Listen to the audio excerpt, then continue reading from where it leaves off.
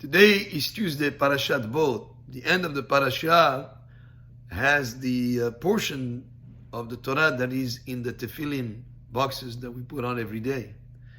And it's a portion that begins with Kaddesh Chol Bechor, to sanctify every newborn, Korehem, Bivnei Israel, Ba'adam, V'abem Alihu, whether it's a firstborn male for a person, or even in your flock of sheep or cattle, once you have a firstborn to its mother, a male, then it's sanctified. It has a certain level of sanctity, and this happened, this portion right after the Makat Bechorot, the final plague that hit the Egyptians, when all the firstborn of the Egyptians, which is both firstborn to his mother and firstborn to his father, were smitten in that last plague, and the firstborn of the Jewish people were spared and protected by Hashem, and therefore they gained that type of special status of sanctity. But not just with the Makkah, actually, even before then, there was a tradition that the firstborn were entrusted in every family to be the ones that brought the sacrifices to Hashem. They were considered to have spiritually a kind of a status as being the firstborn. And we have that idea actually, not just in terms of the firstborn or children, but also from the harvest, the first grain that we bring on the Mizbeach with the Omer is something that makes a statement that whatever we do have and whatever Hashem has granted us, we recognize that it's all from Him, and therefore the first part of it is given to Hashem, is dedicated to the holy and sanctified. One other example is the terumah. Terumah is from the harvest. You give 2% to the Kohen. Before you're able to partake of any of that food, you have first to give 2% to the Kohen, 10% to the Levi, then an additional 10% that some of the years you take to Yerushalayim to eat, and some of the years you give to the poor and needy.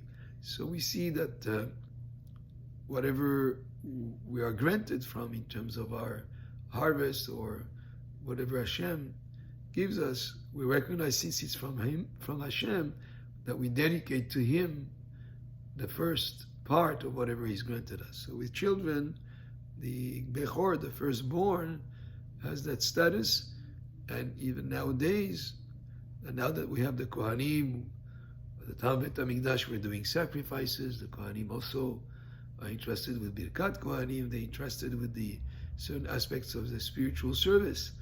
Still, a firstborn boy, born to a mother who's neither a Kohen or a Levi, or not married to a Kohen or a Levi, has still that mitzvah of redeeming that firstborn from the Kohen.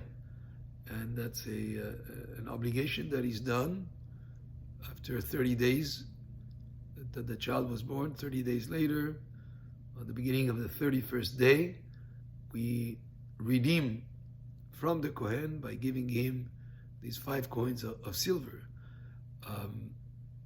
Even an animal, whether it's a sheep or cattle that was born first birth to that mother, to that animal mother, and it's a male, also has sanctity and cannot just be used in any way. At the time of Bittan, it would be sacrificed, and if not, if it had a blemish, then it cannot be sacrificed. But there's another way nowadays that we are exempt from this mitzvah if there is a partner, a goy partner, somebody who's not Jewish partner in that flock. Then the flock, since it's not owned fully 100% by Jew, it is exempt from the mitzvah of Bechor, for the firstborn, for the animal. This portion also includes the mitzvah of tefillin, to put it on the arm, and one on the head, on top of the forehead, and that's so that our deeds, represented by the arm, and our intellect are definitely inspired, to be inspired by Hashem and to be dedicated to Hashem's service.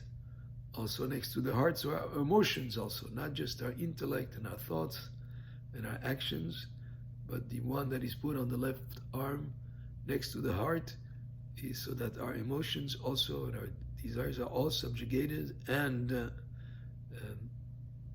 involved in being at the service of Hashem. And so this is parasha very important in the sense that this is the exodus from Egypt. And the exodus was like the birth of a nation. The coming out of Egypt is like a child being born when Am Yisrael became a nation. Until then, it was a family of tribes, the descendants of Yaakov Avinu. But they really became a nation at the exodus from Egypt. And that's why there's so many times in many of our prayers that we always refer back to Yetziat Mitzrayim, to the exodus from Egypt. Baruch Adonai le'olam, amen ve'amen.